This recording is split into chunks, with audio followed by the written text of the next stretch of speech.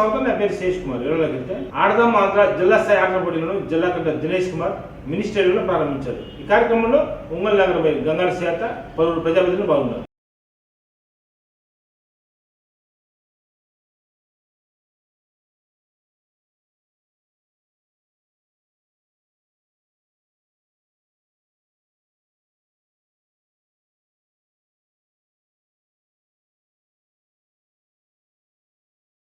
చెప్పండి. వెనకరండి జెండా సీను గుంపలు దాకా అక్కడ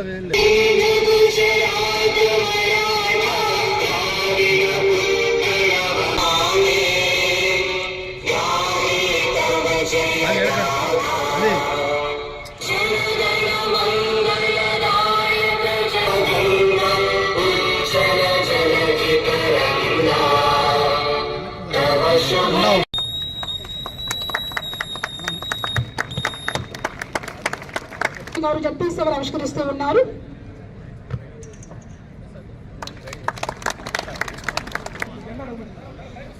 క్రీడాకారుల గౌరవ వందనం మార్చ్ పాస్ట్.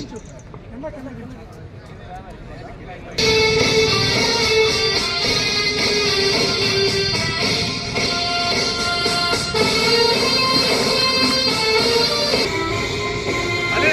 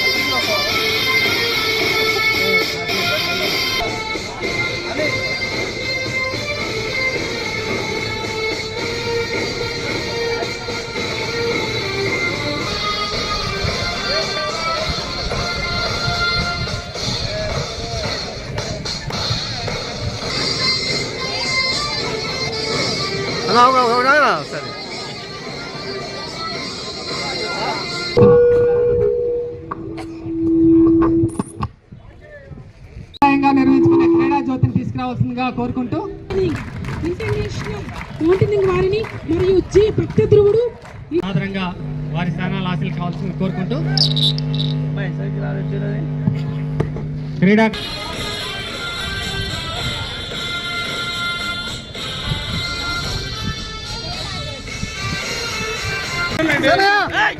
పరపండి మీరు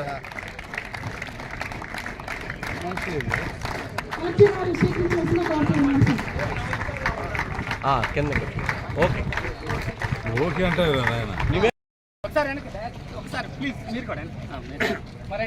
సార్ సార్ రండి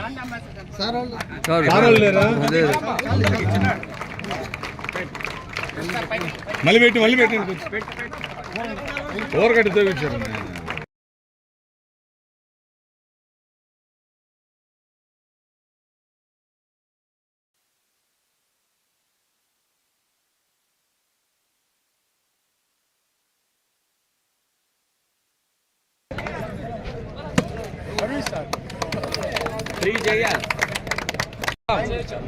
ఇమాం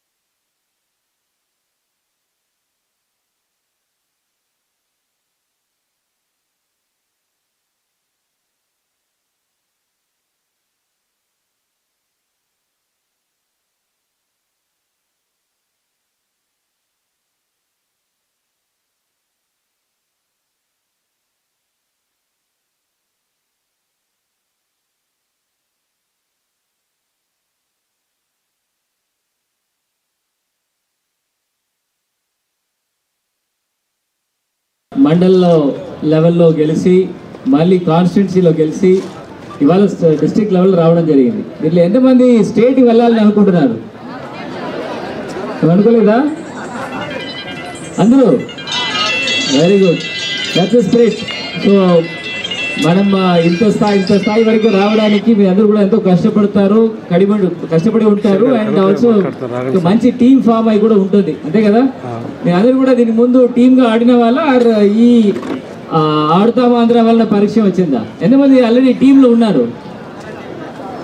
కొంతమంది ఉన్నారు. ఎంతమంది ఈ ఆడుతాం ఆంధ్రాలు వచ్చి టీం అయ్యారు? ఆడుతాం ఆంధ్రాకి ఫస్ట్ టైంగా టీం ఫామ్ చేసిన మంది ఎంతమంది ఉన్నారు? ఓకే, దానిలో కూడా చాలా మంది ఉన్నారు. సో గౌరవ ముఖ్యమంత్రి వారిలో ఉద్దేశం కూడా ఇదే. సో ఎంతోమంది ఆల్రెడీ క్రీడాకారులు ఉంటున్నప్పుడు కూడా వాళ్ళు ఒక టీం ఫార్మేషన్గా ఒక ఆపర్చునిటీ లేకుండా వాళ్ళ పల్లెలలో ఆడుకొని ఉంటున్న వాళ్ళకి ఒక మంచి వేదిక ఇచ్చేసి మీ టాలెంట్స్ బయటకు రావడానికి రాష్ట్ర వ్యాప్తంగా ఒక మంచి కార్యక్రమం పెట్టడం జరిగింది. సో దాంట్లో ముఖ్యంగా మన ఆఫీసర్స్ అందరూ కూడా లాస్ట్ ఒక 30 డేస్గా ఈ కార్యక్రమం అన్ని కూడా చక్కటిగా ఆర్గనైజ్ చేయడం జరిగింది. అర్బన్లో కానీ మున్సిపల్ కమిషనర్స్, రూరల్లో ఎంపీడీఓస్, ఎంఆర్ఓస్ అందరూ కలిసి కట్టి చాలా చక్కగా ఆర్గనైజ్ చేశారు. ఇప్పుడు యువర్ ఆల్ సెలెక్టెడ్ లాట్, అంటే మన జిల్లాలో ఉంటున్న most talented group of players అన్నమాట. సో మీ అందరూ ఇప్పుడు your in the final match. So ఇక్కడ ఎవరెవరు గెలుస్తున్నారో ఆ పర్టికులర్ టీమ్ ఆల్సో, ఇండివిజువల్ కానీ టీమ్ కానీ, they are going to the state level competitions.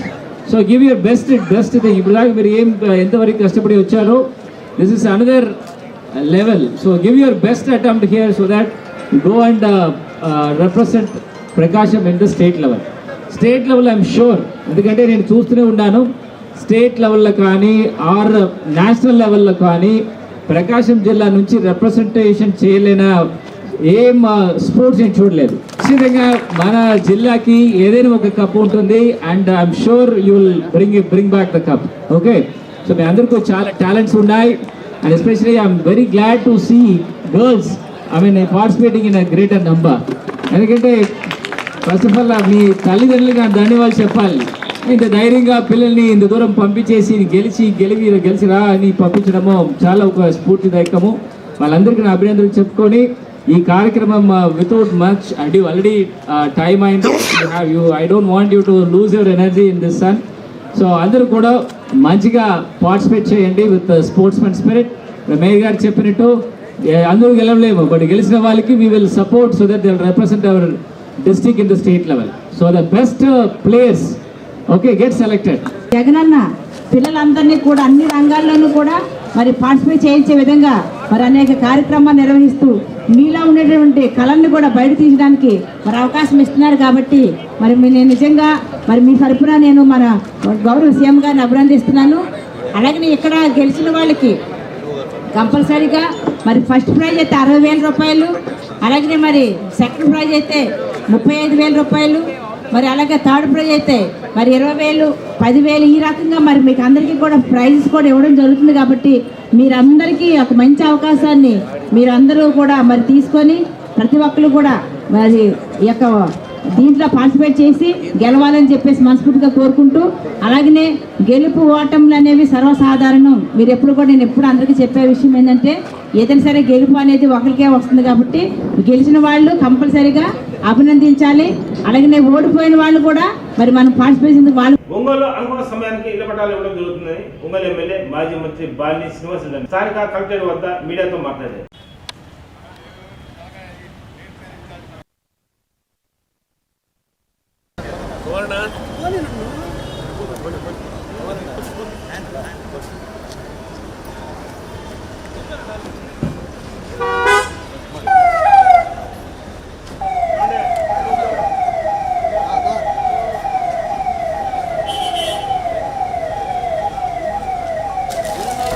House site సంబంధించినటువంటి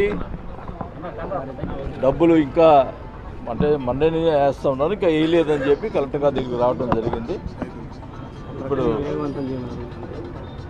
ఇప్పుడు ఆ ప్రక్రియ స్టార్ట్ చేశారు. ఇప్పుడు ఆఫ్టర్నూన్ నుంచి ఈరోజు మధ్యాహ్నం నుంచి కూడా స్టార్ట్ చేయడం జరుగుతుంది. రైతులకి డబ్బులు వేస్తామని చెప్పారు. టోటల్గా ఇవాళ ఒక 50 crores దాకా వేస్తారు, మిగతాది రేపు వేయటం జరుగుతుంది. టోటల్గా 2 daysలో టోటల్గా రైతులందరూ కూడా డబ్బులు పడిపోతాయి.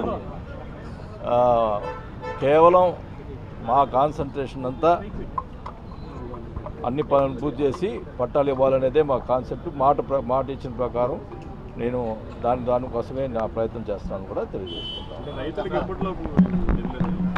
రేపు కల్లా రైతులకు డబ్బులు పడిపోతాయి. టోటల్గా ఎంతైతే పెండింగ్ ఉందో ఇంకా 80 ఎకరాలు ఎక్వైర్ చేస్తుంది ఉంది, అది కూడా ఎక్వైర్ చేస్తూ ఉన్నారు. దానికి కూడా డబ్బులు రెడీగా ఉన్నాయి. మొత్తం టోటల్ కూడా సిద్ధం చేస్తాం.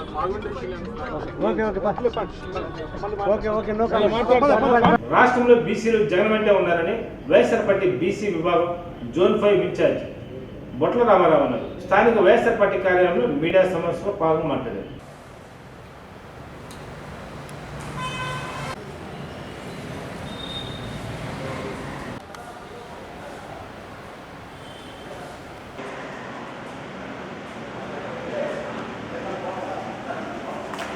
మీడియా మిత్రులకు నమస్కారం.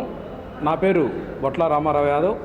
నేను వైఎస్ఆర్ కాంగ్రెస్ పార్టీ బీసీ విభాగం రాష్ట్ర జోనల్ 5 ఇన్ఛార్జిగా ప్రస్తుతం పనిచేస్తున్నాను. ఈరోజు తెలుగుదేశం పార్టీ జైహో బీసీ నినాదంతో మరొకసారి బీసీలను మోసం చేయాలని చేస్తున్నటువంటి ప్రయత్నం మనందరికీ తెలిసిందే. మరి 2014 సంవత్సరానికి ముందు ఈ యొక్క తెలుగుదేశం పార్టీ అధ్యక్షుడిగా ఉన్నటువంటి నారా చంద్రబాబు నాయుడు గారు 119 హామీలు ఇచ్చి అందుట్లో బీసీల కోసం గాను 24 హామీలు బీసీ డిక్లరేషన్ పేరుతోటి ఆయన చెప్పినటువంటి ఏ ఒక్క హామీని కూడా బీసీల కోసం అమలు చేసినటువంటి పాపాను పోలా. మరి అంతేకాకుండా బీసీ అధికారులను తోకలు కత్తిరిస్తామని మాట్లాడటం, బీసీ నాయకుల పట్ల అమానుషంగా ప్రవర్తించినటువంటి చరిత్ర చంద్రబాబు నాయుడికే దక్కుతుంది. మరి 2014 ముందు మన ప్రీతమ నేత విజయమ్మ గారు గౌరవాధ్యక్షులు వైఎస్ఆర్ కాంగ్రెస్ పార్టీకి ఉన్నటువంటి సందర్భంలో ఏదైతే రాష్ట్రం ఉమ్మడి ఆంధ్రప్రదేశ్కి ఉన్నటువంటి సందర్భంలో 294 సీట్లకు గాను బీసీల యొక్క ప్రస్తావన వచ్చినప్పుడు తెలుగుదేశం పార్టీ 100 మందికి సీట్లు ఇవ్వాలని ఒక ప్రపోజల్ చేస్తే విజయమ్మ గారు దాన్ని ఆహ్వానించి 100 సీట్లు ఇవ్వడం కాదు, 100 సీట్లను ఎంపిక చేసి అన్ని పార్టీలు ఆ యొక్క స్థానాల్లో బీసీలు నిలబెట్టి 100 మంది ఎమ్మెల్యేలను అసెంబ్లీకి పంపుదామని చెప్పి చేసినటువంటి ప్రతిపాదనను ఏమాత్రం పట్టించుకోకుండా పారిపోయినటువంటి సంస్కృతి చంద్రబాబు గారిదని చెప్పి ఈ సందర్భంగా తెలియజేస్తూ ఉన్నాం. ప్రతిసారి కూడా ఎన్నికలకు ముందు బీసీల కోసం అనేక తాయిలాలు ప్రకటించి వాళ్ళను మోసం చేసేటటువంటి విధానం మనం చూస్తూ ఉన్నాం. గతంలో చంద్రబాబు నాయుడు గారు ఆదరణ పథకం పెట్టి ఏదైతే బీసీ సోదరులకు పాల క్యాన్లు సైకిళ్ళు ఇచ్చి, ఏదైతే అదేవిధంగా రజక సోదరుల కోసం ఇస్త్రీ పెట్టెలు ఇచ్చి, అదేటటువంటి నాయి బ్రాహ్మణ సోదరులకు పొదులు పెట్టెలు ఇచ్చి ఇటువంటి కుల వృత్తుల్లోనే మీరు మగ్గండి అని చెప్పి ఆయన చేసినటువంటి ఆ వృత్తి పరికరాల్లో కూడా చాలా క్వాలిటీ తక్కువ, ఎటువంటి ఉపయోగం లేనటువంటి పరికరాలను ఇచ్చి పబ్బం గడుపుకొని తన పరిపాలన కొనసాగించినటువంటి పరిస్థితి మనం చూసాం. మరి వైఎస్ జగన్మోహన్ రెడ్డి గారి విషయానికి వస్తే ఆయన అకుంఠితమైనటువంటి దీక్ష కలిగి ఈ యొక్క బీసీల కోసం ఒక అధ్యయన కమిటీని ఏర్పాటు చేసి ఆ రోజు బీసీ విభాగం రాష్ట్ర అధ్యక్షుడి వైఎస్ఆర్ కాంగ్రెస్ పార్టీ తరఫున ఉన్నటువంటి జంగా కృష్ణమూర్తి గారి నేతృత్వంలో 17 మంది సభ్యులతోటి బీసీ అధ్యయన కమిటీని ఏర్పాటు చేసి బీసీల యొక్క కుల వృత్తుల పట్ల, బీసీల యొక్క సమస్యల పట్ల సమగ్ర అధ్యయనం జరిపినటువంటి చరిత్ర వైఎస్ఆర్ కాంగ్రెస్ పార్టీకి ఉందని తెలియజేస్తూ ఉన్నాం. మరి 2017 అక్టోబర్న వైఎస్ఆర్ కాంగ్రెస్ పార్టీ కేంద్ర కార్యాలయంలో ఈ బీసీ కుల వృత్తుల సమ్మేళనం పెట్టి ఆ యొక్క కుల వృత్తుల పరికరాల యొక్క ప్రదర్శన కూడా చేసి స్వయంగా ముఖ్యమంత్రి పాల్గొని వాటన్నిటిని కూడా వీక్షించి వారి యొక్క పని విధానాన్ని, వారి యొక్క నైపుణ్యతను అన్నీ కూడా కళ్ళకు కట్టినట్టుగా స్వయంగా చూసినటువంటి నాయకుడు మన ప్రీతమ నాయకుడు జగన్మోహన్ రెడ్డి గారు. మరి చంద్రబాబు నాయుడు గారు అయితే వీళ్ళు కించపరచడమే కాకుండా, వీళ్ళు మోసం చేయడమే కాకుండా బీసీ సబ్ ప్లాన్ పేరుతో 2014 ముందు ఏటా 10,000 కోట్లు ఖర్చు చేస్తానని చెప్పి ఆయన ఖర్చు చేసింది ఎంతో తెలుసా అంటే తీసుకుంటే 2014-15లో 1,750 కోట్లు మాత్రమే ఖర్చు చేసినటువంటి చంద్రబాబు నాయుడు 2015-2016లో 2,500 కోట్లు, 2016-17లో 4,700 కోట్లు, 2017-18లో 4,800 కోట్లు, 2018-19లో 4,930 కోట్లు, మొత్తం వెరసి 50,000 కోట్లు యొక్క బీసీ సబ్ ప్లాన్ కింద ఖర్చు చేస్తామని చెప్పి కేవలం 18,000 కోట్లు మాత్రమే ఖర్చు చేసి ఆయన యొక్క నిజ స్వరూపాన్ని బయట పెట్టుకున్నారని చెప్పి సందర్భంగా నేను మీ అందరికీ కూడా తెలియజేస్తా ఉన్నా. ఒంగోలు ఎంపీ సీట్ విషయంలో అధిష్టానమే కీలకమైన తీసుకుంటుందని ఒంగోలు ఎమ్మెల్యే మాజీ మంత్రి బాలినేని శ్రీనివాసరెడ్డి అన్నారు. స్థానిక తన నివాసంలో మీడియాతో మాట్లాడారు.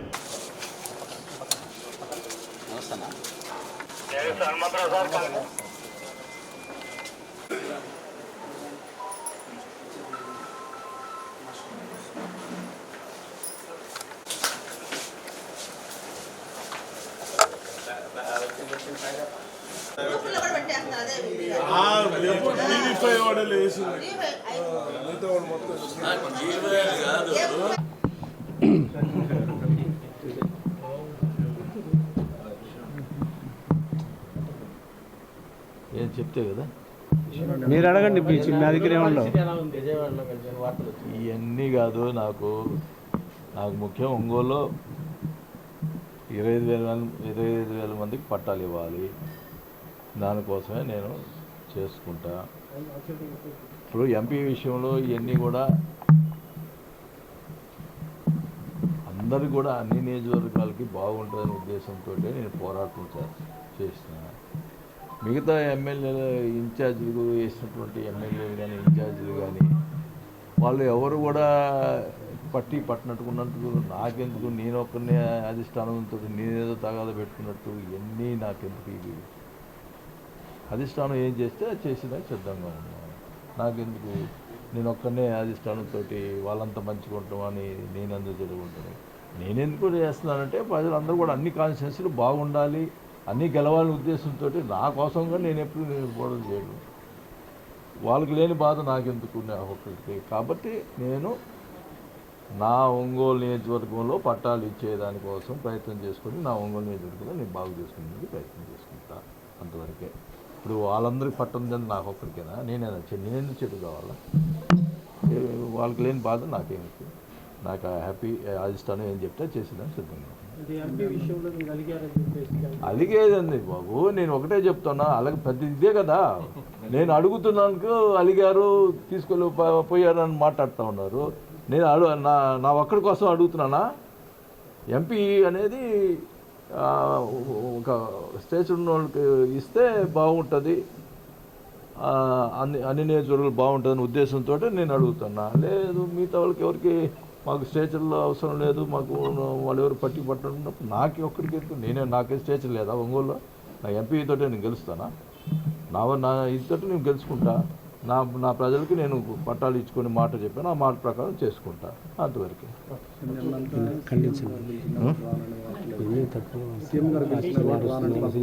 ఇవన్నీ వార్తలు అసలు ఎవరు మాట్లాడాను? నేను ఎవరు మీడియాలో మాట్లాడానా? ఇవన్నీ సీఎం గారు పిలిస్తే నేను బాగున్నాను, ఇవన్నీ కూడా కరెక్ట్ న్యూస్ కాదు. ఏది వచ్చేట్టు పార్టీ. ఇప్పుడు నేను ఏమన్నా ఎంపీ విషయంలో మంచి క్యాండిడేట్ అడిగిన దానికి పార్టీ మారుతున్నాడు అంటారు. ఎందుకు వచ్చిన వాళ్ళు నాకు? నేను ప్రశాంతంగా నా ఒంగోలు నియోజకవర్గంలో నా ప్రజల కోసం నేను నా మాట నిలబెట్టుకునే దానికోసం నేను ప్రయత్నం చేసుకుంటా. ప్రతి దానికి నన్ను బోధద్దు చూస్తూ ఉన్నారు ప్రతి విషయంలో. కాబట్టి నేను ఎవరు అందరికీ లేని బాధ నాకెందుకు, ఏదో అంటారు సామెత, నాకెందుకు? నా ఒంగోలులో నేను ఎట్టయినా మరి ఏ ఎంపీ క్యాండిడేట్ వచ్చినా నాకు ఇది లేదు. నేను నా వరకు నేను ఒంగోలు పిలుచుకునే దానికి నేను ప్రయత్నం చేస్తాను. నమస్కారం.